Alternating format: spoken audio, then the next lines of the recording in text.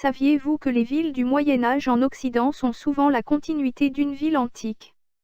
Avant la fin de l'Empire romain, on construit des remparts autour des villes pour les protéger des migrations barbares, parfois envahissantes et dangereuses.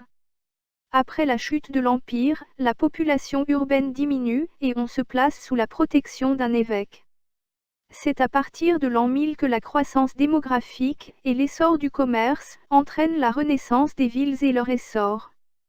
Les villes se développent dans des endroits stratégiques, comme dans un estuaire ou un carrefour de commerce, par exemple. Elles vont assumer maintenant un rôle économique de production de biens et d'échanges commerciaux. Pour ce faire, elles développent des activités liées au secteur secondaire avec la transformation des matériaux bruts, et tertiaire avec la vente, le commerce et les finances. Aussi, on observe que les artisans quittent les domaines seigneuriaux pour venir travailler en ville. Les marchands et les artisans forment désormais une nouvelle classe sociale, la bourgeoisie. Elle forme environ 10% de la population. Enfin, des universités sont créées et améliorent la vie artistique en ville. La plupart des villes comptent entre 5 000 et 10 000 habitants, mais la plus grosse est Paris, avec ses 200 000 habitants au XIIIe siècle.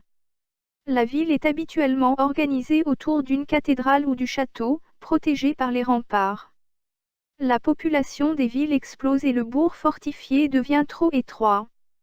On commence donc à construire au-delà des murs, les faubourgs, qu'on protège souvent aussi d'une nouvelle enceinte.